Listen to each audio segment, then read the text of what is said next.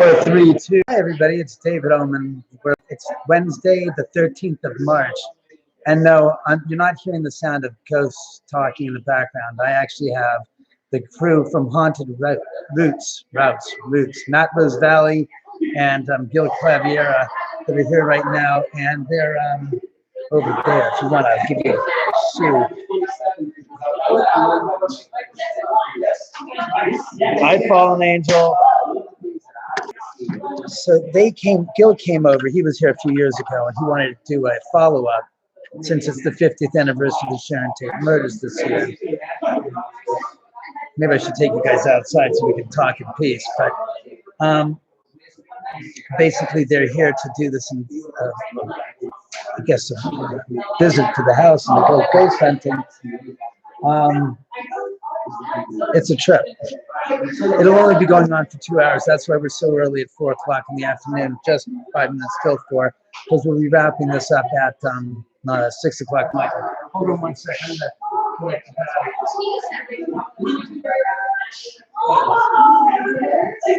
Yeah, no need to waste batteries if I'm going to be on going through the house as well.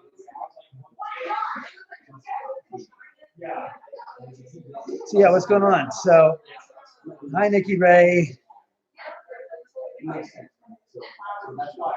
So yeah, and like this and share this with as many people as possible. Hi, PM's Adventure Vlogs. Yeah, I've got the people here. All right, I'll show you here. That. Right there, that's Matt Rose Valley, right here. And that is Gil. That's Gil. Oh, I'm gonna stick your head, squeeze your head. No, I'm kidding. And this is some of their, they're doing a casting here today. They're trying to figure out who the co-host for the show is.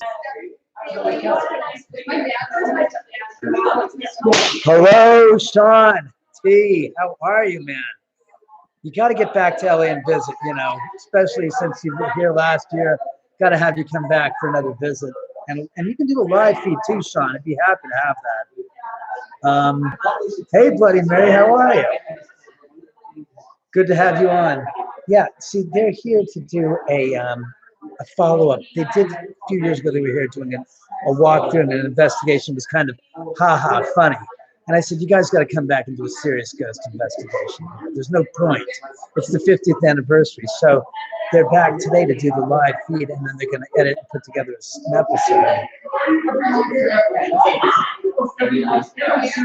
I know this is the most amount of people you've seen in my house during the day at one time, I swear.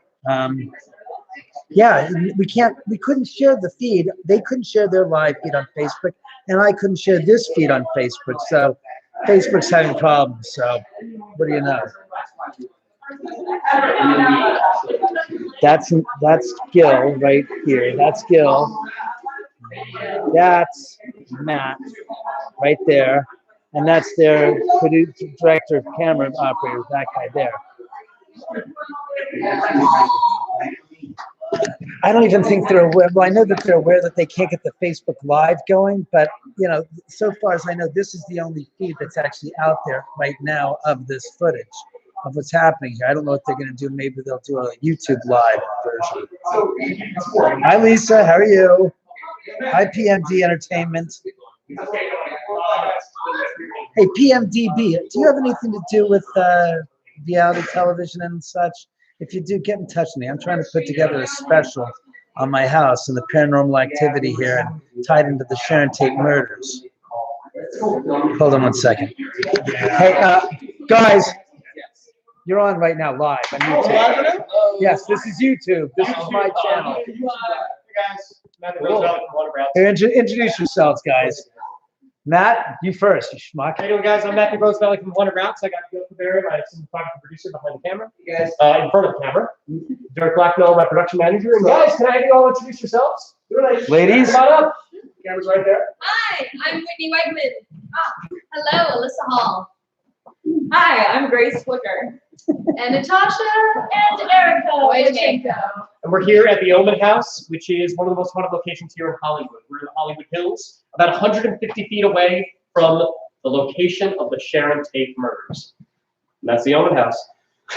And obviously, if you guys want to add anything to the story, since this is your first visit to the house, it's probably, you know, worthwhile to make some mention about what you're feeling, your initial reaction to being in the area where the murders took place, literally down the streets where Sharon's house stood, and just any kind of like feedback, any feelings or thoughts that you guys have while you're here right now. Since honestly, we're not going to be able to do the Facebook Live. This is the only feed we're going to have here for today. So that's what, any vibes so far? What are your feelings, you know, emotions, or, you know? I don't know, my initial reaction, like driving up, was definitely some anxiety, which is weird because I haven't been nervous about any of these things. So it's not nervousness, it was literally like Trepidation. anxiety, trepidation, yeah. Less so now that I'm in the house and in the environment, but yeah, there's still this something not quite. I think driving up it started to sink in because you see the Hollywood Hills and everything, and you know that this big Hollywood tragedy happened, and then kind of driving through here was just like, wow, like this is where it was, and it started to sink in a little bit more. I think it was also not just the drive up scale, but also just kind of getting into the mountain area because we're so used to cities, and no matter if they're huge skyscrapers or just laid out, but we're still used to cities, and then going up into the mountains, it kind of got a little eerie, and we're like, oh, we really are secluded. Like there was no way for them to get help, for them to call in a neighbor even, because the way the house is, it had that huge lawn with the gate, so there wasn't any way for anybody to help. David, I do have a question. Were there this many houses when the murders? It was just that house. No, at the time of the murders, there was the house next door to us and the house right next door to the gate, and those are the only two houses here on the driveway outside of Sharon's at the time of the murders. So when you talk about isolated, it was pretty much isolated at the end of the driveway. And there, the house sat back, figure another, let me see if I'm not mistaken. I actually have photographs. I can show you guys here. Here we go. Here, I'll bring you guys some pictures and show you guys what it looked like. Well, and were they, I know that the Sharon Tate house, they were renting. So was the adjacent property also a rental? Possibly there was no one there? Well, this will give you, here we go. This is an idea of it. This is where Sharon's house was at the end of the street. This is the whole, there's Stephen Barron's car. There's the one house, and there's it, and that was it. Yeah. So this is all it. And when you look where Stephen's car is to the next door house, that's about 75 feet. Sharon was about, Abigail was about 200 feet in the backyard with Wojciech right next to him. And Sharon and Jay were both inside the house. So it's a long throw from where it took place. So I'll tell you, our mother grew up right in Hollywood. She was about 9 years old at the time. And I mean, her family was absolutely terrified and scary. It's almost surreal for us to be here, 50 years later. Not to say how old her mother is on camera, but that's okay. None of us like to reveal our age by telling us that we remember when. Yeah. Controversy earlier. She was a little skeptical about today. Yeah, here's a better shot. This is it. This is where the gate. This is the property. That's the house at the end, and that's next door to us. Where would our house be right now? Right now we're here. You're right. This one or No, right next to us. On this lot. That's at the end of my house. Oh my gosh. Yeah. I don't know, but I'm just saying, like, this is from like what? Yeah. Oh, did you get the house get rebuilt? Yeah, they tore the house down. Yeah, they totally destroyed the house. Whenever I'm driving like Yeah, this is my house here. This is Gospel's store. This is what they did. That's what they did to my house, right? Yeah, this is where Felix house stood. Yeah, when it was under construction, we built during that time we built my house. We went in there because we were trying to sell it, and they had two brand new walls on the original house, and the floor and the kitchen is still there. They tore down, that was torn down in 1992. 27 years ago, yeah. So that was so recent. Why did it wait? Somebody bought the property and decided to tear it down, yeah, because that's the original tape. Yeah, you look at the So did difference he, between this. so the husband, Roman? Yeah, he lived to the No, he was renting. He was renting. They were actually having people. They kept renting. oh, after Trent Reznor was the last person to live there with 9-inch nails, and he Oh, wrote yeah. Downward Yeah, Spiral. yeah. That whole album was written in the house, and he took the front door and Like it was these his pig and the transplants He took that when they tore the house down to his recording studios in Notre Dame. Yeah. And he called the recording studio there, the pig.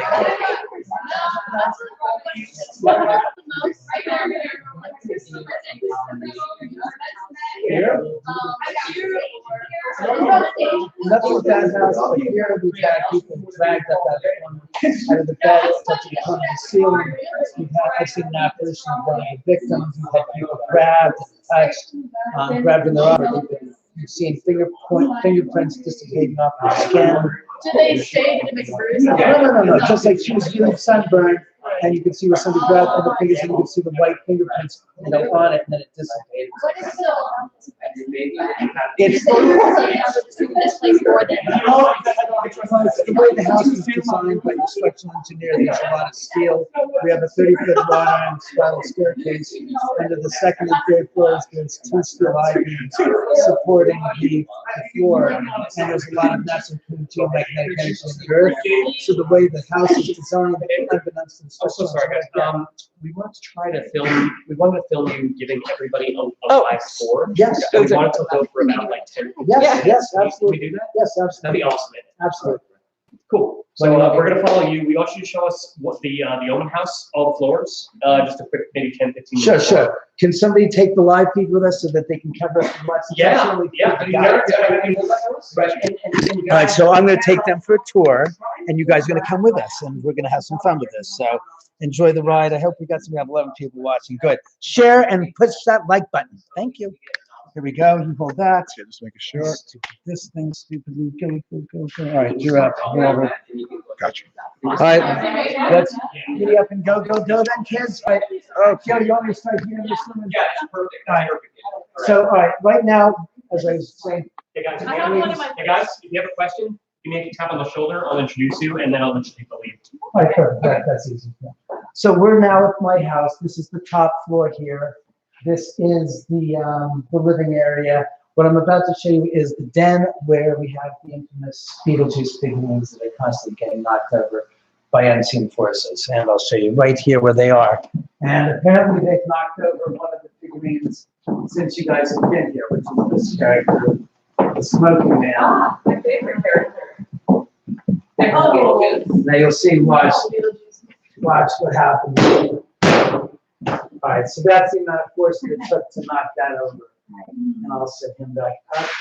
They can stand at attention, please. Stay, no, don't go anywhere. All right, but you're seeing the idea is it takes a lot of force. They get knocked over on their own on a regular basis, and not at any specific time. Oh yeah. Yeah. Yeah. You've been here to this house before. Right. This is not your first time. What keeps bringing you back to the Oman house before we even start? Like, Honestly, David. David? David's a fun guy. Well, thank you, I appreciate that. Oh. So, He was in our movie. We worked with him, and he's just an entertaining guy. and I hate to say I'm the real deal, but I'm the Larry David of the paranormal field. I don't play in the mythology of ghosts and getting afraid, and if something happens, I'm curious. So I allow my curiosity override my fear, because once you go to a place of fear with the paranormal, you're dust. You're gonna, I took a ghost. Oh crap! I just took a dump in my pants. Oh God Almighty! And you lose all your sense of competence.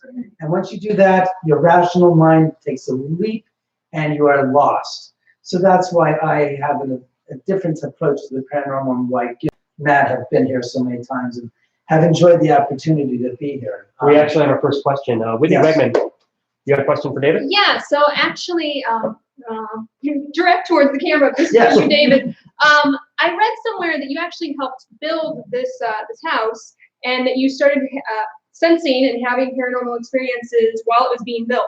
One, what were those experiences? And two, What possessed you to live here after you had those experiences while working on the house? Well, to be honest with you, during the construction, we had the sense of, I personally had the sense of feeling like I was never alone. And it was almost like I had one of the laborers about to come up to me and say, Senor David, I need some help. And it's like, yeah, what? And there was no one there. Then further along, almost to the time when the construction was done, I assembled all my laborers and I said, have you guys had any weird experiences during the 3 years you've been working here? And one guy goes, yeah. Reluctantly, he tells the story that he was here late in the middle of summer, mid-July, 6 o'clock, last guy on the site, was downstairs working, and he hears voices and footsteps coming through this top floor. He comes running upstairs saying, Senor Paul, Senor David, looking around for us, nothing. Goes out into the driveway, looks up and down the street, there's nothing there. So he says, okay, I must have been hearing something. Goes back downstairs, 5 minutes later, top floor, voices and footsteps. Comes running upstairs, nothing. He says, that's it, I'm freaked, I'm gonna get my stuff, goes downstairs, starts packing his bags. A few seconds later, he starts hearing the footsteps coming down the spiral staircase. And they're getting louder and louder. So they got to the landing where he was, and he rushed in and goes, Senor, there's nothing there. Then it happened. An ice cold, chill breeze came right across the back of his neck. It's described like a 2-inch band of ice, just right about above his shoulders, but below his hairline. And he says the hairs on his body stood straight up, and he screamed, Adios míos, ya me voy. Translated from Spanish means, oh my God, I'm leaving. He didn't come back for 6 weeks.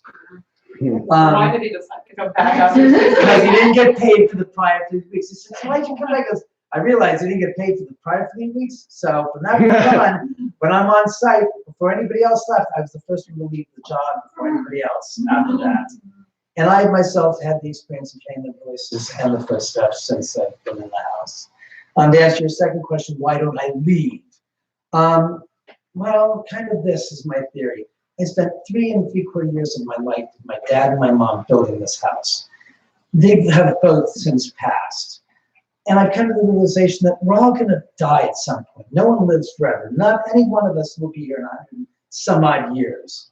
So our irrational fear of those that have already passed and transcended from this plane of existence to the other side doesn't leave me with a lot of concern about being afraid of them coming back to say, hi. And me go, you said hi to me. Holy shit, the guy that scared the crap out of me.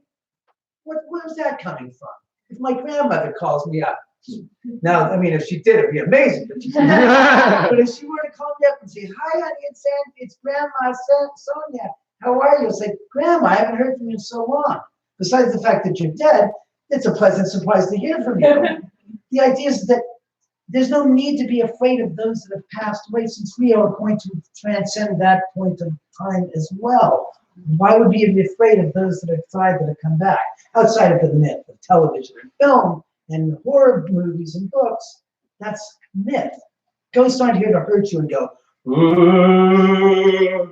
did you see me? Hi, I'm a ghost. You know, Do you think it's a fear of the ghost, though, or do you think it's a fear of that happening to you whenever you pass on, getting stuck between the planes of existence and not being able to cross over into some other plane? What you just said is 100% man-made, meaning it's a theory, what you just expounded. We don't know if that's the case. None of us know what exactly happens when we die.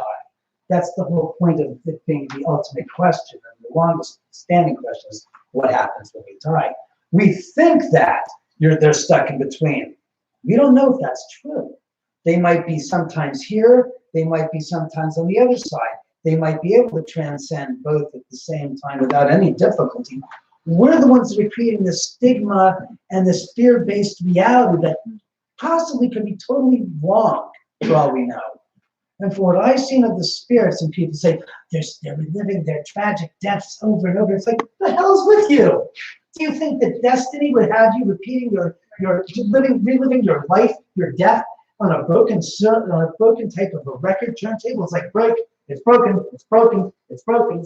I don't see that being the case. I have a totally devoid understanding of the paranormal living in this house and experiencing what I've experiencing. have experienced, seeing things I've seen, hearing things I've heard. And the thing is that it's not past, it's present day, it's ongoing. So every time somebody comes in the house, for instance, this group, each one of you has a different, let's say, cadre of spirits that are around them. So when you come in the house, it's different than what happened last week. And the environment is such that the spirits that are around you guys hit this environment. To them, it's a day at the beach. It's like, hey, I don't have to worry about draining my energy to move an object. I can do it just like that. And that's what happens. So the environment is so pervasively elevated with this energy that I have a different experience every single time somebody comes in the house. And the house is literally laden with cameras, with HD, 3 megapixel, infrared, and audio. So I can hear what's going on afterwards. And we might not be in. Speaking of. And that just was the spirit. I guarantee you, that was not it, not being settled. It was settled for about 10 minutes before it got knocked over. Speaking of which, David, I would love it if you could show us around into the next floor. Also, we have one more question. Erica Boychenko, you wanted to ask a question, David. Yes. Do you mind if we walk in? Yes, Yes. please, Cool. please. Thank you. So my question can be designated to any certain rooms. I remember you and I were talking about when you were going over the house. I asked earlier if you had any sort, what was the biggest paranormal activity that has happened here, or that somebody else has experienced that have told you. I was just wondering if you could repeat that to our audience. And also, my other question is, do you think the reason why there are such paranormal activities here due to this place being maybe some sort of vortex, or is it related to, do you think, the Sharon Tate murders just a little bit down the street? All right. The first part of your question, the most craziest experiences. There's been a ton of experiences here.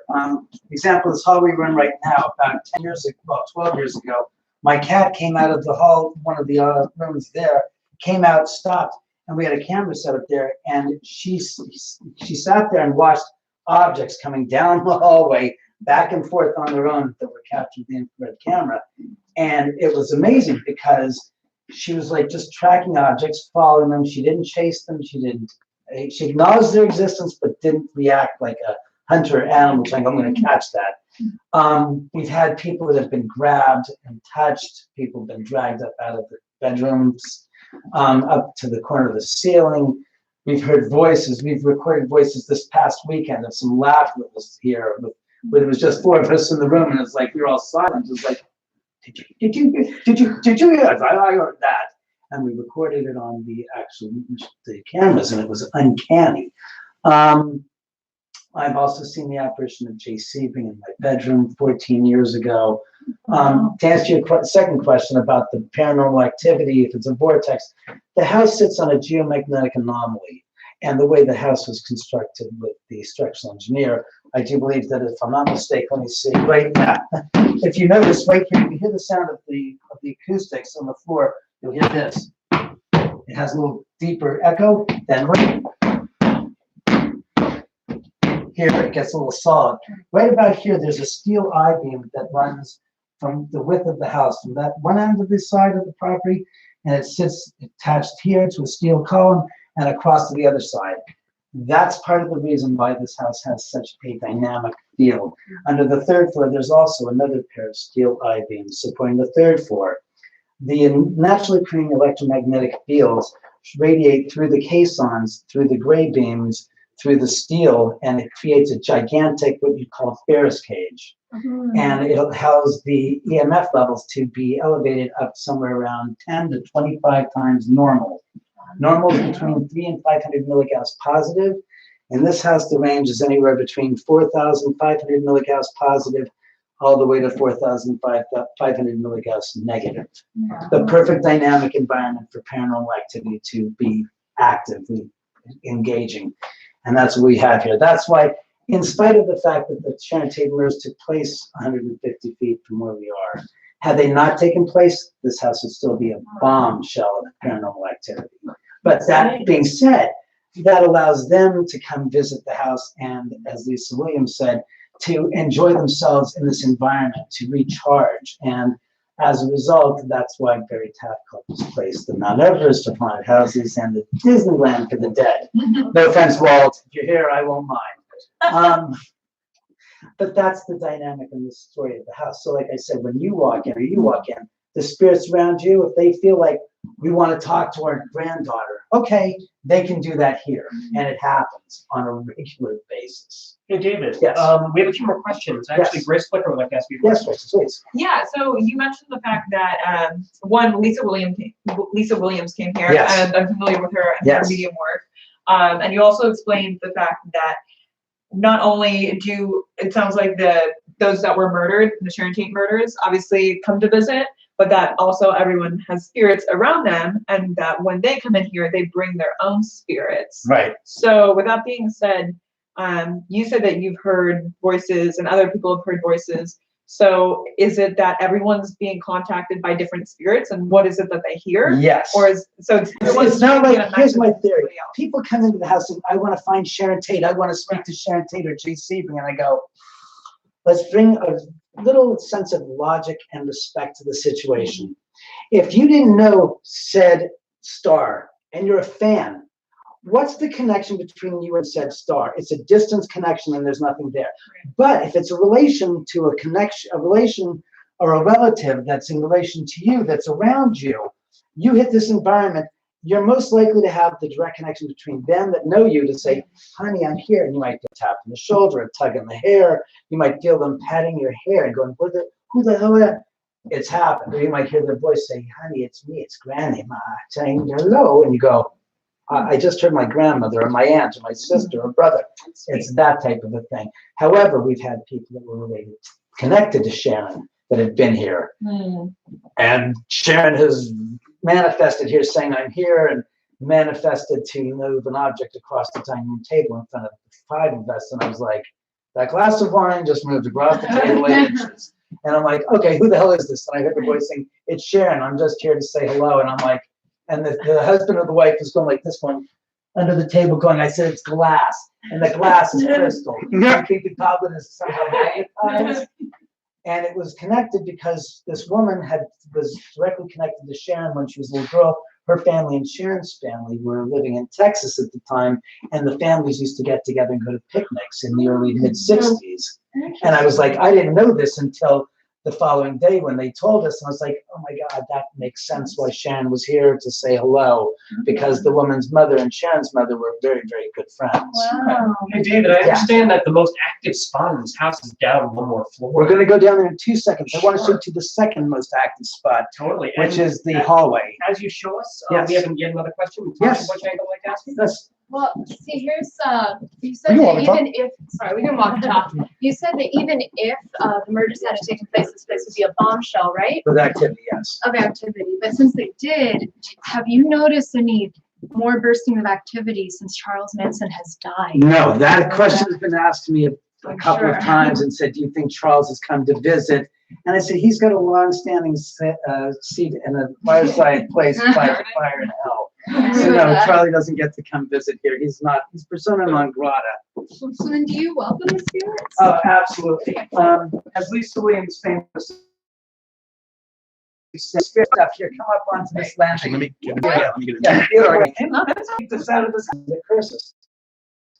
I don't buy that, and I've yet to see anything that translates to that. The reality of what I've done and dealt with for 17 years with the ghosts. They've never hurt me. They've communicated. They've warned me of things. They've protected me from people. They've kicked people out of the house that are disrespectful.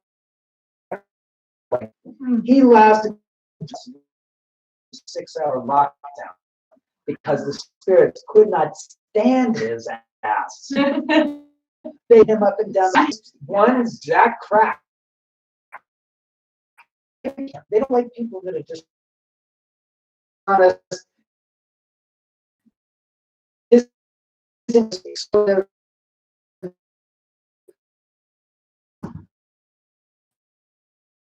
question kind of goes off of that, which is why I wanted to intervene. Sure. My question, so you said that happened, like people getting lifted to the ceiling. Again, correct. What I was going to say is, I said it happened. I didn't say it was negative. He was dragged up to the corner of the ceiling because, as I didn't finish, people that are skeptic are offensive towards spirits. And he was a skeptic. So if you're a skeptic, you're like, oh, you don't exist. You're just crackers. You're just a myth. You're just fog. You just smoke up from the air. And they're like, really? Let's see about that now. And you push them to a point. It's like, well, you don't believe we exist. How's this for you? We're dragging you up to the corner of the ceiling. Now do you think we don't exist? Really? We don't exist, huh? Ha ha ha ha. So- Eat me. The most like kind of Beetlejuice. crazy stuff that happen Yeah. are due to people being negative and just kind of Disrespectful is against the word. Disrespectful, I'd say. Disrespectful by either calling them out saying you don't exist or you really are a ghost, huh? Make me believe. Make me a believer. Take me from my skeptic point of view and turn me over and make me believe that you're real. Did you come into this house being a believer? Oh, Or? I've been curious about the paranormal, but I've been skeptic about things saying, yeah, that's fake, that's fake. But it's real. It's like, okay, I can't explain that. That's real. David, you mentioned it's the second most active space in the house. Can you tell us the story about what really happened here? People have walked here and have literally felt like they were washing back and forth on a boat, and there's no reason for it. They've expressed sinus pains, like they've gone up 4 altitudes. People in this room have seen things happen. This is the room where my friends came here 7 years ago. They went to the bottom of the second floor landing over there, looked down here. It was right after Zach Baggins had finished shooting a week earlier, and they described seeing this big black guy sticking his head out from behind there saying, is it safe? And I'm like, what? Is it safe? What are you talking about? They said, we looked down the hall, we saw this gentleman in the laundry room sitting inside going, it's safe, and then ducking back. They did not come into this room. It was dark. They didn't go into my office, and they saw, and I said, you didn't go, there's nobody, we were at the bottom of the stairs, listen, he freaked us out, we came upstairs, and I said, it's Jack. We went into the office, he goes, that's him. And this was who they saw in here, who was offended by Zach Baggins. Oh, so you can scare ghosts. Interesting. Because he had Yeah. Can you tell me a little bit like what does the black guy look like? Jack? Oh, Give you a little more Right. description. Oh my God. Except the goatee.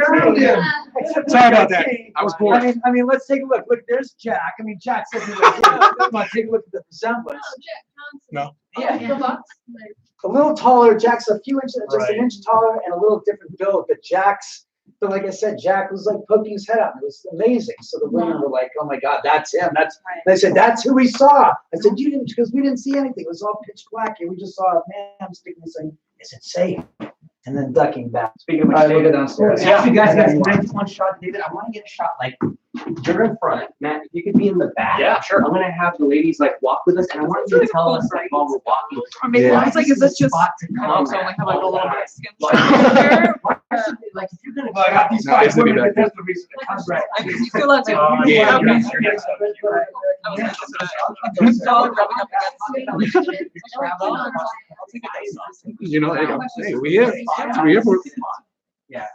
Hey, David, after you're done Yes. describing that, the listeners have a question. So, Yeah. yeah. Because I once wanna he's know done why with you the guys were description, walking have you just naturally ask the question. Feel free. And I'll get behind him. Quick wardrobe change. Yeah, damn right. It won't match, but it's this your film. It's the movie. Oh, nice. There you go. Nice. Don't hurt yourself. No, which one just pin? Is this a natural cross trees? Like between Yeah. the- Yeah. It's, yeah, because I was telling It's you. crazy. I was just telling you. Yeah. It's more crazy over here. Here, it's like you walk in, that's like you feel this, Yeah. you feel this. Yeah. You guys feel different. Yeah. There's There's Oh, yeah. weird anomalies that happen. It's really cold. The And also I mean, this is one of them. Yeah. And you'll notice like the doors are closed. So if I can Like get- this. So there's no way we're close Yeah. really close together. No matter what you step in. So I can get this shot here. Right, guys. I'm sorry, guys. That's right. The lights turned out, the lights turned out. The lights Can get really closer, like so that I can get everybody in the shot. Should we lean one side? or Yeah, the other? exactly. Yes, Whitney. So, Hey, Matt, can I get you closer? Yes. Like you guys can get. Well, so we Okay, so go if I back can have Whitney be right here, here. if I can have. Oh, like that. There you go. Yeah, like that. That's There we go. good. All right, good. The All right, first line. yes, yes. All All right, Matt. Yeah. All right, you guys ready? If you have one. I can't. I can't. All right, Stars spread those new. We're rushing this way. I'm not in flamboyant bright. Oh, the game. Yes, Dave. God damn. All right, so Someday. tell us, David, why is this place a stop when you're traveling across the country from all over? Why would this be a good place to stop? It's not a All right. hotel, it's a All right. home. Oh yeah, and why should we stay here? What the fuck should we say? We're all doing it. Well, Yeah, I have a few yeah, rooms, one tell you night, why. one night. All right, ready? Cameras rolling and action. All right, the reason why you want to come to visit the Oman house, as it is on Haunted Routes, is because it is America's most haunted house.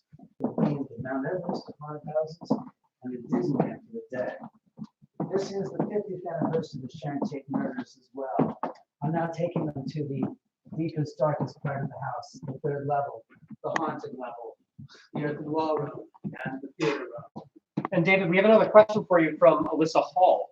Yes. Yeah, so you had been mentioning how it's kind of like a Disneyland For the dead. here. Yeah. Something that's Okay, stop, Matt. What's up? I need her to repeat that. So you Oh, can yeah. cut it, 'cause I'm editing it in my head. Totally. Yeah, we need her to repeat that. She can stop it. You know, this sounds crazy. I need. Watch it back. Can we do it? Hey, guy. Hey guys, pause for a second. Yeah, I'm sorry, guys. So I'm editing it in my head. Can we stop and then I'm gonna have you ask the question again, and then I'm gonna be able to take a reverse shot on it. Yeah. Hey guys, know what's in front of you. Yeah, I guess. Yeah, sure. The hell. That's all you. Carpets. We're still. I know we're that. still Hi, alive. guys. Life knows the magic of the edit. There was a viewer that said you guys look like classy ladies. Stop looking up that dress. I'm not. That's why the camera's turned this way. Oh yeah, actually, go behind them. Be behind Matt. Behind Matt? Behind Matt. Hold up. Right now, we'll start Wait. with the top. Look up. The spirits are with us. We're gonna be behind. Sorry. Yes. Behind Matt. Am I still talking or what? Yeah. So, as I said. Right. the Depends on audio the is the theater room and the third level guest bedroom. I consider this the most active part of the house. Okay, and so David, you said that this place is kind of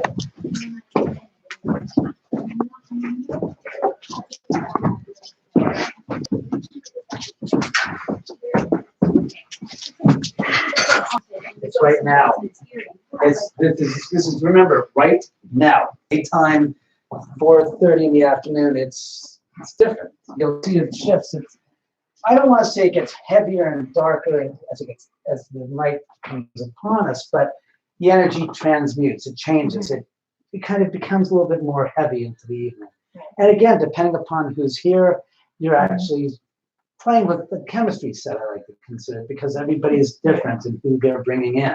Some people have inert spirits, some people have volatile spirits, some people have genuinely active spirits that just feel like, oh, we're going to do this, we're going to do that. And going, oh crap, there's somebody here with them that's really in a tizzy. Yeah, well, because when you're here, it's like when you say this is their place to be, it does feel kind of like a feel good, almost like this is like where they have to go. And if they don't have anywhere else to go, why not come here? And it's kind of like a nice, It's a nice like saying environment. hello, like a good respectful, like I recognize you, you recognize me kind of feel. You're not like I'm so scared to go in there. It doesn't feel like that at all. No, but there have been times in the evening, and it depends. You know, like I said, right now it's right now.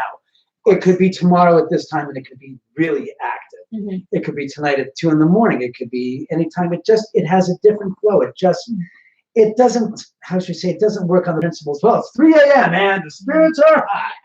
It's not like that. It's not like people said, does it matter if it's anniversary? And I said, to be honest with you, what I've noticed over the 17 years of the anniversary, a few days before the 8th of August, it gets very active. The actual anniversary, the 8th and the 9th, it kind of like drops down, and then it picks up back to normal after that. Then I said to people, why would you be celebrating the day, the anniversary of your passing from this earth? It's not a day of happiness. It's a day of terror and sadness and sorrow. So they're not going to be reacting and like saying, hey, it's the anniversary, we got killed. Aren't we happy? Let's go. Does anything happen on Abigail's birthday, August 11th? I'd have to look, I know who Abby is. I'd have to look through the records because I've kept a sealed drive log of what's been going on here for 14 years. Yes, Yeah, there is a win. Although that is a particularly active room. No, But I don't I feel a feel- lot of very cold back here. Yeah. I'll put money Are on we the allowed to windows. check? Yeah, I don't think the window's open, as a matter of fact, because I don't remember opening it. You know what it feels like? It's not negative. it's like potential, you know, Right. like it's just sitting waiting. That's what Collecting. it feels like. Collecting. Yeah. Yeah, it's present, but yeah, not necessarily heavy. Just It's very interesting. Window's not open there, huh? Actually, the door is open, so it's just the screen. The screen's all right. I don't remember leaving it open, that's why I said that. just So didn't- this is the theater room again. What I'm gonna do is, oh yeah. Here's an example of some of the craziness in the house. These are 2 crescent wrenches. This one's been here for about 6 years. This has just been here for a few. That's the right order. No, this is one that's been here for 6 years, and this is a relatively new one. What I'm trying to show you is this is just a regular little crescent wrench. This is a regular field compass. Watch what happens when I put the field compass near this end of the crescent wrench. Now that's saying that's south, and when I put it over here near this end, that will say it's north. This has totally been magnetized just by sitting on top of this bar counter.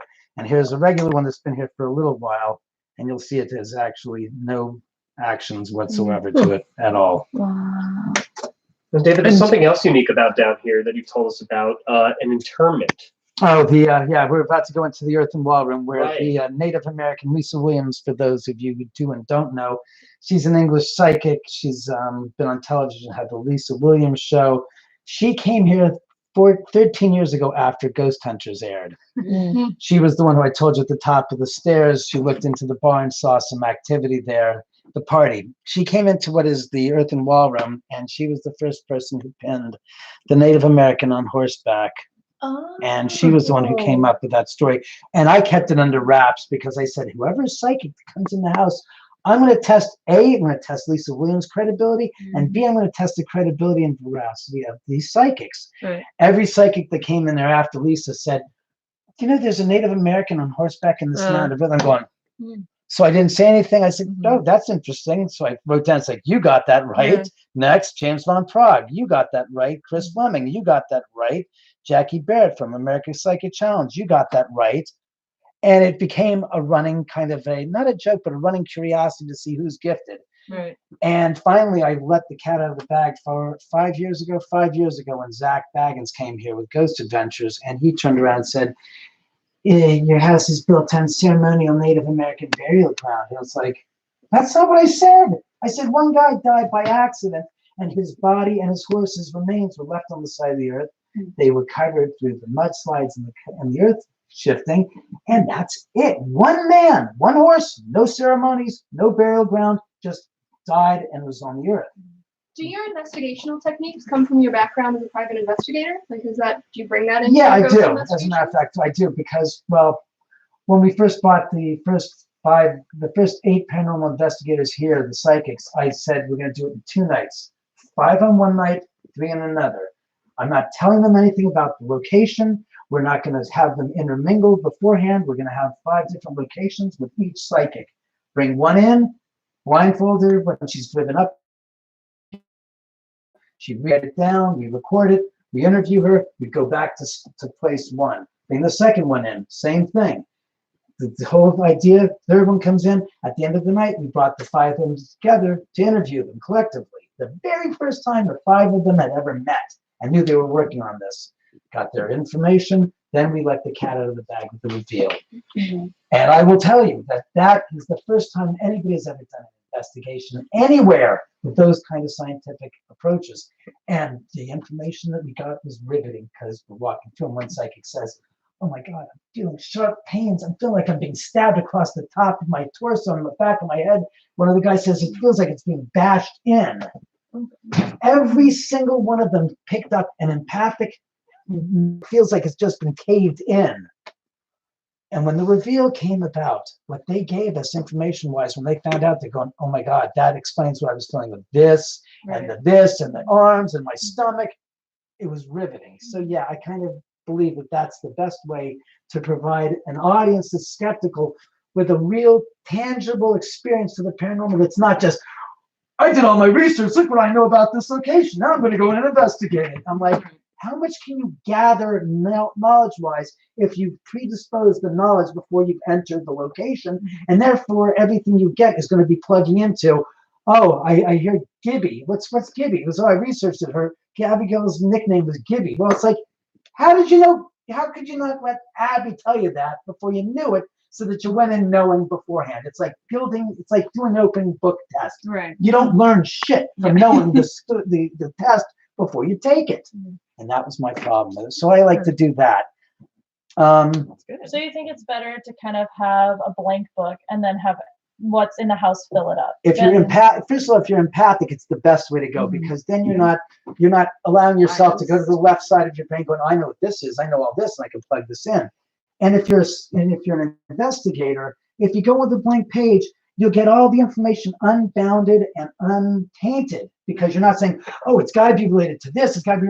Well, if you know your relationships to the incident, it's too easy to do that. But if you go in not knowing stuff and you say, spirits are here, all right, I just heard that, and you write down your experiences and you capture stuff, then you can say, here's what I've captured. Let's how does this plug into the reality and the history?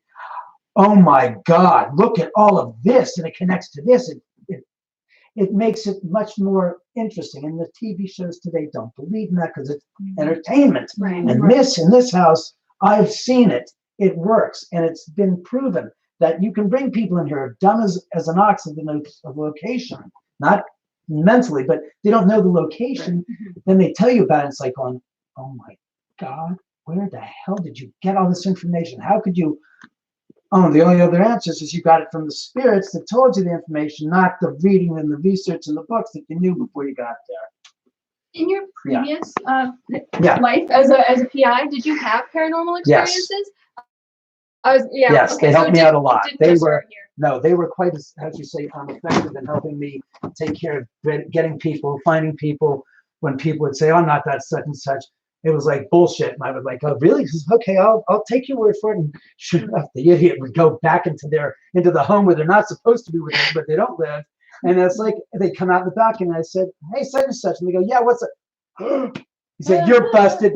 I know who the hell you are. You're done." Spirits help you solve cases? Yes. All the time. Did you ever work with psychic mediums during your personal During my PI investigation? work? Yeah, to help solve cases? I had people that were working with me, but I found that I was able to do it a lot myself. I was fortunate enough to be able to use my resources, my guides, to help me facilitate stuff and going, what's going on? It's like, oh, that's him? Okay. Here's an example. I was serving Kenny Holliday his divorce papers, and I had done all the research for his wife, for the attorney, saying, yeah, we know, it's all right. Yeah, we have to get him. He's done. She finally was convinced that he was cheating on her, and she had to get the divorce. So she goes, I want you to serve him. She goes, but I want you to serve the divorce papers on set at Sony Pictures. I said, that's the first thing I want to do is go right to Sony Pictures. She goes, I don't want you. So after 2 months and $2,000 in billing, she goes, all right. The attorney said, go get him. Fucking forget it. We should have listened to you to begin with. And said, well, I'll take the money and run. So I went to Sony Pictures at 7 in the morning down on Culver Boulevard and Washington. Well, it's Culver and Overland. Overland, yeah. And I walked up to the gate, and I'm wearing a UCLA sweatshirt, and my guide said, dress like this and play this character. Hi, I'm David. I'm from the UCLA fraternity. I'm a pledge, and I've got to get these papers signed by Kenny Holliday. This is my pledge test. I have to have him sign these photographs of him so I can prove. Oh my So I'm sitting up there talking to the security guards at the gate. It's Sony. It's like, yeah, UCLA in the football, yeah, blah blah blah. This is 25 years ago. So and Kenny was playing the investigator for Matlock in the TV show Matlock with what's his face, Andy Griffith, who was the attorney. So I'm there and I'm waiting, and it's like I look at my watch and it's 8 o'clock, and I figured he has an 8 o'clock call time. He's gone in one of the back gates. So I said to the guys, I said, look, I got to get to class, blah, blah, blah. So I start walking down the gate, and I walk down 5 cars to my car. I get in my car, and all of a sudden I see this bronze Cadillac Seville drive by, and one of my guides said, there he is. And I turn my left and I look, and there goes the car, and I see him in the driver's seat. It's like, oh, thanks so much. I appreciate it. Makes my life so much easier. Get out of the car, run up the street, run up the driveway. He's at the guard's gate. He rolls down he's rolling down his window. I said, Mr. Halliday, I said, I've got today's dailies, the new script. I take that in front of the goddamn cars. I'm like, new script? What the hell is this? You just said we're UCLA. And I'm like, at this shit. I said, I dropped the papers right on his driver's on the passenger side. Oh my God. It gets crazier than this. And I said, Mr. Holliday, you've been served. And he said, he said, like, who's this honky son of a bitch that's tailing me at my girlfriend's house? And it was in a pretty darker area. And I was like going, he can see me. It's 5 in the morning because I'm the only white boy out there looking around. And there are little pot plants, and gosh darn coffee tins. And I'm like going, and I see people, I see the windows shuffling and the curtains up above and the apartments above. I'm thinking, I'm going to get killed. They're going to think I'm here to steal their goddamn pot plants. Some stupid white boy's here to steal pot plants. And I said, I'm not here to do that. I'm here to stake out Kenny Holiday. Holy shit. I'm thinking, I got to get the fuck out of here. So I get the hell out. So I go running down. I'm screaming. I said, yes, I got him. I'm clicking my heels on. I'm running down the driveway to Oberlin. And I get in my car and I start my car and I hear this explosion like a car accident. I look up to my left on the street and I don't see anything. I look to my right and all of a sudden I see said blonde Seville coming down the gosh darn sidewalk, making its way toward me like a shark, like swerving. And I'm like, holy shit. I'm like, start the car. I said, car, don't fucking fail me now. I said, no, start your son of a bitch. I'm going to get killed. Hey, David. I'm sorry. I would like to see a little more of the Yeah, just 1 quick second before I finish the story. Right. So the car turns up on the other side of me. He's on the driver's side, and we're a full 2 car widths away. He's, I'm going to kill you. He's sticking out his body out of the gosh darn driver's side and yelling over the top of the car. I'm going to kill you, you son of a bitch. Your ass is mine. I'm like, ah, ah. And the car starts. I drive up. The light turns red at the gosh darn intersection of the entrance. I'm like, oh, shit. You got it. And I turn my left. It's like, holy shit.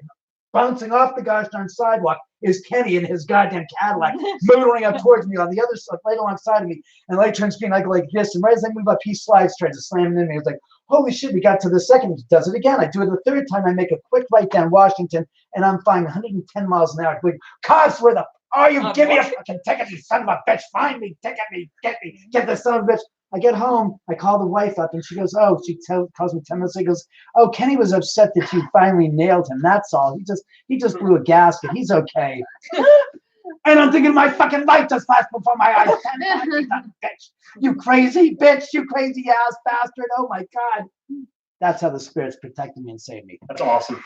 David, so that's it. Let's go into the earth and the water. Since Maddie wants me to go on with the story, since he's bored with the stories of my house and my life, he wants me to. Oh, watch your. I know. We're going. Watch your step, ladies, watch please. Your step, ladies. It's a couple of inches. This is the earth and water, and it will be cold. It is right next to the earth, literally. Literally, this is the earth. Oh wow. Now I'm going to ask you. I just walked in and I live here all the time. My head is like flopping around like it's swimming in an ocean. A little bit. Are you feeling a little I feel- like in your head's feeling like wishy-washy? I'm starting to feel the shift. Yeah. Like the ship, like the rocking back and forth. I mean, I'm feeling it like strong. Yeah. Do you feel it now? Of wine, which came out on its own and did that. Now, what's interesting is the bottles are such that the wine rack is such that if you pull it out a little, it'll stop right there. Right. You pull it out a little further, you have to put it out almost halfway before it gets to that. We've recorded voices, EVPs in this room on that camera and stuff. We've had people that have videotaped objects that have come out of thin air and manifested and danced around and then melted into the wood in color. May I ask? Yeah. Is that just a fan? Yeah, that's an exhaust fan. Like originally, this was just going to be the platform for the air conditioning and heater. So we needed that to blow the hot air out when it got too warm in here. All right. But that doesn't do anything. It's thermostatically controlled and it's never really turned on. Why did you choose to keep this open, like into the? That's a funny story. My father and I, when we built the house, my dad wanted to turn the third level into an apartment. And I said, I didn't just spend couple $100 and a couple of hours putting in all the wiring for a surround sound system for a theater room in there. And he goes, well, then I'm not going to turn this into a kitchenette if you're not going to make this in an apartment. I said, well, I'm not going to turn this into an apartment, so we're not making it into a kitchenette. He goes, then screw you. This was originally all storage. Behind there, this is literally 4 years ago, we built the kitchenette now. But before that, it was just storage space. So he says, I'm not going to touch this. There's no need to. I don't need to make it look pretty. I said, fuck you. Forget it. We won't. Yeah, that's the way my father and I argued and stuff. It was like, yeah, good, fuck it. And, you don't agree? We argued. It was no big deal. We didn't had hard feelings. We said, you can do this yourself. And it was to make a point. And I said, to make a point, fuck it. I'll leave it alone. So and up until about 4 years ago, when this was built, the earth literally went right down to here. So when Zach Baggins was here, all you had was this 4 foot by 9 foot landing that you could walk on. And since that time, this place has turned into an absolute dynamic part of the house. The activity is such that I don't dare fucking turn this into anything that it is now, because people see it, they expect to see it. It's like, if you don't see it, where did it go? What did you do? I say, I made it nice and pretty. And they go, I don't want nice and pretty. I want to see what was here. I want to experience it. And to me, that's what it is. It's unique, and I love it. Actually, this is a working hammock, and this is a working television set, and you can hang here and watch TV as I have in times. And you did it when we were here. Yeah, you got in the hammock. Nothing. Yeah, there's nothing wrong with it. It's a good place to chill. I call it a man cave, because literally, how many people have a bat cave in their house? It's really right next to the earth. It's really true. We have company in there too. Yeah, and I'm never alone. You're never drinking alone. If you're I'm not kidding me. That's all vinegar, I'm sure, for the most part. But like I said, the fact that it's here, it allows the spirits to utilize it as a tool or device to say, hey, we're here, knock a glass and knock a bottle over. It's like, holy shit. And like I said, it's on the YouTube channel. You can watch it. It's uncanny. It's straight crazy shit from this house. Are your cameras on 24/7? Yeah, and they're incredibly sensitive. The audio things that they've picked up, you might hear a whisper. They'll hear the whole conversation. You go, holy crap, who are they talking to? How often do you check them? I used to check them literally the first 6 months that I had them. I wasn't sleeping because I'd be reviewing the footage. And it's like, okay. And after that, it was like burnt. Fuck this shit. Meaning, I don't have the desire to sit there and go, all right, from 1 a.m. to 7 a.m, I'm going to review 17 cameras. And I don't feel the need to, because one way or the other, I will hear something and say, all right, I got to review that, or something will happen. I review that. And in so doing, I'll find the initial piece of evidence, and then I'll find tons of other evidence on top of it. I'm going, I hear voices. The television's wrong. I was here alone. Who the? It's like, okay, that goes to YouTube. And that's how it happens. I mean, and I have friends that come over for investigations, so I tell them, take a pad of paper and write down what room you're in, what time, and what you experienced, so I can review the footage, and we have it to review. And that's a lot easier than scouring hours and hours of footage going, okay, that's a fucking burn. I'm out. I can't. I live in it. I don't believe in the paranormal. Yeah, they're here. They're letting us know they're around us, because I don't feel any breeze coming through that's going to make that thing move.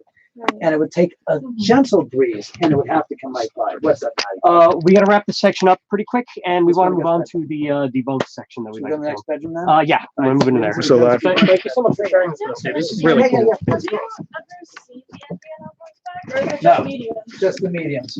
Okay, so. And they've communicated with him. I don't know if they've necessarily seen him, Oh, I see. but we do know that we do know the facts that were just in the area was that a mile away from there was a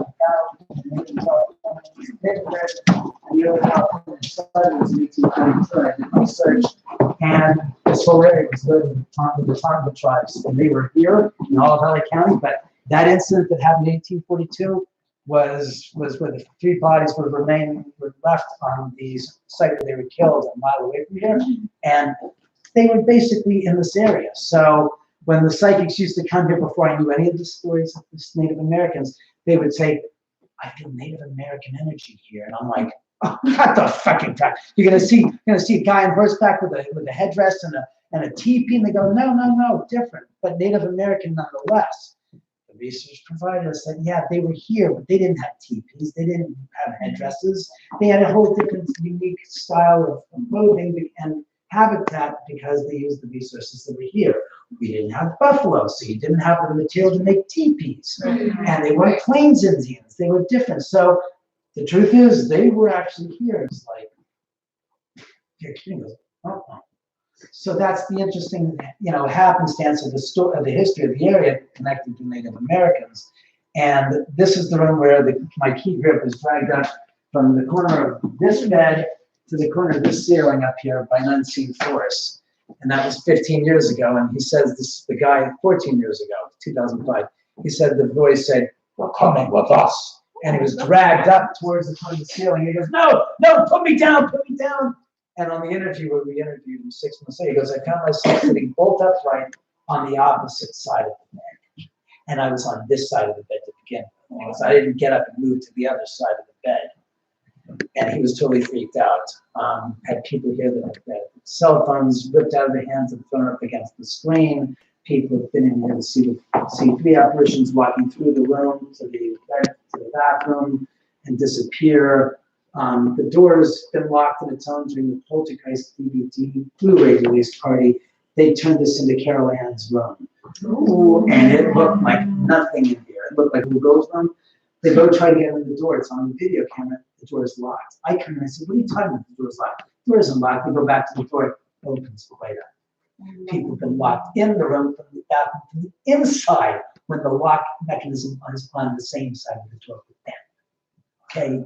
We had people that have spent the night here that they saw somebody come in and they felt that somebody sit down the edge of the bed. They turned on their flashlight and saw the depression on the edge of the bed where somebody's butt cheeks were sitting, but no one was sitting.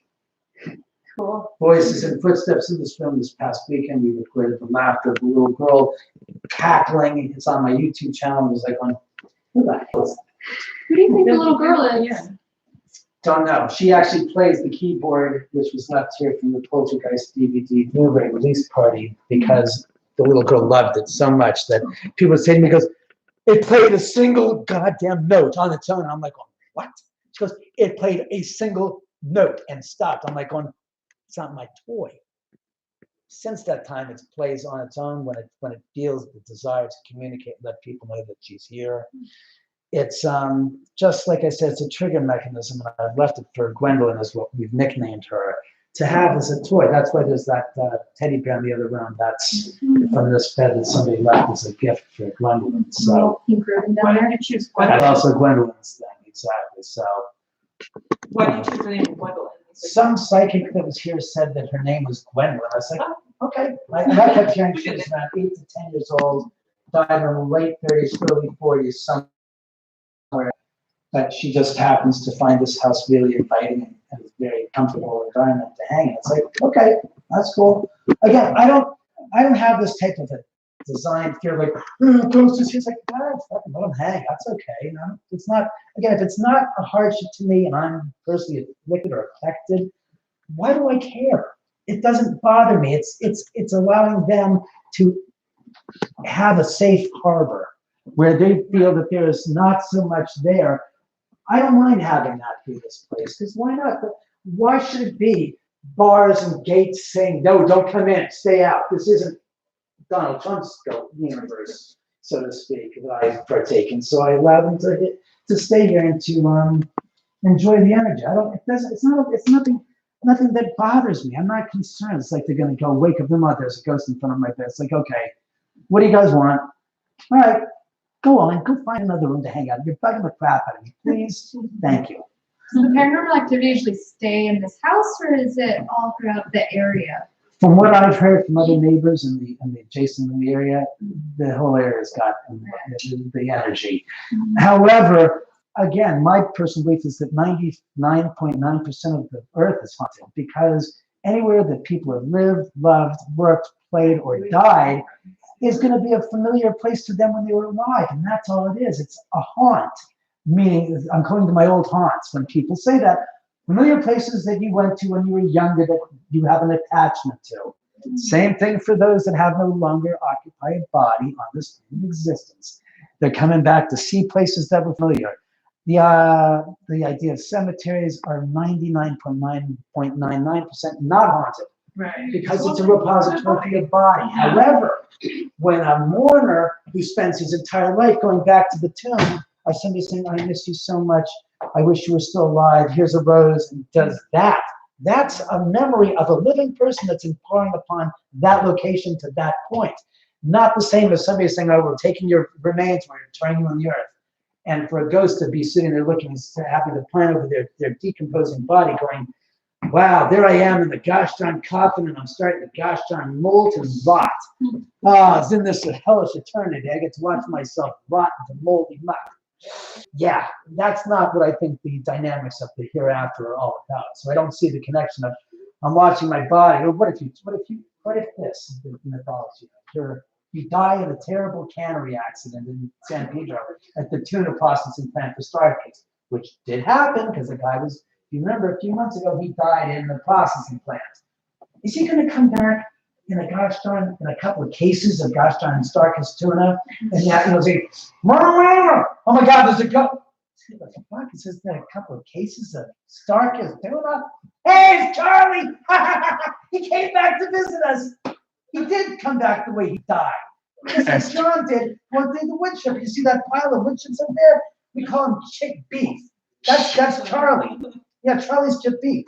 I mean, the idea that how you die and what you wear before you die, the day is like, be careful what you wear today, because if you die, you're stuck with that for eternity. Yeah, bullshit. That's not the way it works. And you do not come back a haggard corpse like, I'm back. Hi, how are you? I'm back to see you. I know I look shitty, but this is how I died. I'm condemned to death to look like this. I went through a pretzel factory. What do you know? I mean, that's just bullshit. That's not the way ghosts work. When you die, when I saw Jay Sebring, he didn't look anything like he did when he died. He didn't have gunshots. He didn't wear the ugly goddamn. Sorry, Jay, those fucking pants were horrendous. By today's standards, I'm saying. 50 years ago, your taste was up your ass. Sorry. He wore these god-awful striped pants. And I said, when I saw Sebring, he was wearing a double-breasted short lapel suit. He looked fine. He didn't have gunshots. He didn't have all his body parts decomposing. He was physically there. I'm like, damn, you look pretty good for a dead guy, even though you're all in monochromatic colors. That's why there's so much mythology about the paranormal, because human beings can't accept what they don't know. So we have to make it a nice ball of wax story that makes us feel also comfortable and easy to deal with it, because human beings can't accept what they don't know. So you always have to process. It's this is what's happened, this is what's happened. It's theoretical horseshit and bullshit to sell books, to sell movies, to sell TV shows, to sell symposiums. I'm the only one that's living it firsthand for 17 years, and all of those theories have basically been proven to me as bullshit. So do you think that when people go to haunted places that have really just horrific histories to them, like say Auschwitz or something? Right. Yeah, tragic. There's an example, Auschwitz. How come Auschwitz isn't as crazily haunted as you would suspect it to be? Right, and you think it's because the fact that people who die there, they don't want to hang out there. But then there are people who go there and they say, oh, there's a lot of... I think there's probably 1/10 of 1% of the spirits of those who died there are still lingering there. And I think that it's almost like they don't want to go because the old saying goes, those who who forget the past are condemned to repeat it. Right. They're kind of like, they want to be not martyrs, but they want to be talismans to that which took place, to say, never forget, I will never. Some spirits just won't let go. They're like, I have to make sure that my death has meaning for all eternity, so I will not leave this place, because I want to make sure that those who come here will understand that I am still here and that this shall never fall by the wayside in memory. Hey, That's David. right, yes.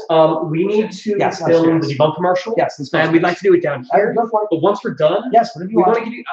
We want you to go free range and continue like showcasing the house. Once I we're still have done to make filming. dinner now. I actually that's part of it too. We'll shoot that if you so- like. I can cook. Oh yeah, totally. You talk to the girls, I can be cooking and do We can fun. help you cook. That's okay. Honestly, I'm a bachelor. It makes You me guys choose are what to do. invited. This for, you guys David's gonna be cooking for everybody, so you guys are invited to food tonight. Let's move into here. We want to film the debunked sequence. Go for And then it. we'll continue this. Dude, you're doing a great job. Yeah, it's fine. Thanks for sharing. That's fine. Whatever you need, Maddie. Whatever you need. It's my pleasure. Can I let you grab a seat? We're gonna sit around this table. Do you want to move the table in towards? Do you want to sit with the table? Oh, The seance table? Yeah. since That's Danielle's, exactly what it is. Somebody- Danielle's not here, skipping her line. We're going to switch it up a little bit. Yeah, I'm gonna reevaluate the structure of this. We're gonna reverse first, because I'd like to see. How long you want me to be left for, man? Because some of these comments are amazing. They're having fun. But someone was like, he said the girls are more scared of David than they are the ghosts. Oh, very funny. Yeah, Very funny. yeah, it was Why do everybody. I make scary. What do I do to make scary to them to like that thing? A few of them love your outfits as well. Thank you. Here, shut the door. Speaking of which, when we came down here, did anybody close the door or was that door left open? We left that open. Because that door was closed when I went to go check that sound. Oh, that's what it was. The door slammed. Yeah. Yeah, whatever. You know, it's my house. It's the spirits giving you the heads up. They're here. They said hello, Matt. That's a nice way to say hi. Right? Right. Lonnie says hello. That's from my youngest brother. Lonnie says hello is what I just heard. Oh wow. Wait, how'd you hear? I just heard Lonnie. He's David sensitive to But that's the character I played in the movie. Lonnie. Lon, oh my God. Wow. I'm dumbstruck. He says, hi, Matt. I said, who is this? I thought, who's it? Because it's Lonnie. That's insane. Lonnie, that's Well, cool. David, you did a great job playing that role. I did a shade job. Oh, would you stop? You did great, He man. says hello. One of my favorite scenes. Yeah, you killed that. It's very funny. The UCLA paraphernalia, are you a Bruin? Yeah. Yeah. I went to see Yeah. on the Die Oh, Trade, I love it. Hard. Yeah. What trade about going to SC? You're right. I know. UCLA fanatic. Die Hard. How many helmets do you have? And they find it interesting, like watching us shoot a There's commercial. 187. They're digging it. And there's Alright. 87 They wanted to- Shoot a commercial, guys. 25 football. They're gonna see it Twice like as much guerrilla as stuff. there's- I'm ready, Get them guys. ready. Awesome. I wanted his Instagram, but Instagram is down. Instagram is down Talk too. about All that Yep. Can you sit here, please? I'm kind of plain. Yeah, because I tried to post something. They want us to turn off the lights. All right, I'll turn the lights off. Here, watch out. Well, I'll turn them down. I don't think we can turn them off because we don't have any lights. Oh, that's Great. Hey. You can't see shit. David, Yes, the little girl, yes. how did she drown? I don't know How did she die? died, but I know that she's right now. I learned that So second big one. surprise of liquors. Awesome. Oh, hell yeah. Attach that again. I also have the strobe if you want to bring that down. We might be able to do. Is that better? I hope Do you you want enjoyed candles lit? Do you want your candles lit? Yeah, can we start that? Awesome. Pack of matches on the table. I love working with fire. I'm trying to figure out like. Pyromaniac. Like a pyromaniac. Mom, Sage almost smudged some shit. I'm not even. That's not even a joke. I brought a Sage, I'm gonna smudge my car. Great. Almost. Almost had it. Debunked. Very sweet. Yeah, Debunked. right? Yeah. There we go. I can go get it if we need some sage right now. You don't need sage. The ghosts don't have noses. I love that answer. I've never heard Because that it's before. true. Ghosts don't smell it. It's you're not even Native American. Good energy. They just say, because if you're not a Native American, you're just a white poser, is what they just said. You're a white poser. Because it's a Native American construct. It's like a non-Jew playing with the Torah. Sacrilegious in a sense. The white people doing it. If you don't have the intention of what you're doing for the reasons you're doing it, you're just and making it smelly sad. But Because it's about the whole totality of the connection, the resources of the universe being, what he says, he's bringing it to you, and through the sage, it's just an extension of your gift, and showing honor and respect to the Native American religion. That's why. Okay, guys, so for this commercial, excuse me, so I want to rehearse the lines really quickly, guys.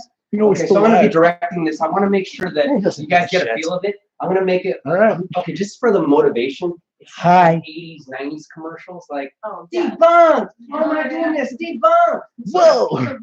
Right, one word. So I want like an audio of you guys saying, debunked! You know, so that's part of the starting point of that. And I thought it'd be kind of fun. So it's going to be kind of, Holy Woo! what just happened?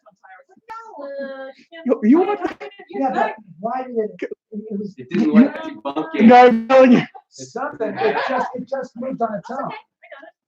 Uh-oh. The way it felt like kind of. All right, guys, so say bye-bye to the live stream. We go into the live stream now. Take care, guys. Thank you so much. Bye, guys. Thank you. Goodbye, live stream. Take care. Thank you, David, for having No, us my here. pleasure. Yeah, no, my pleasure, please.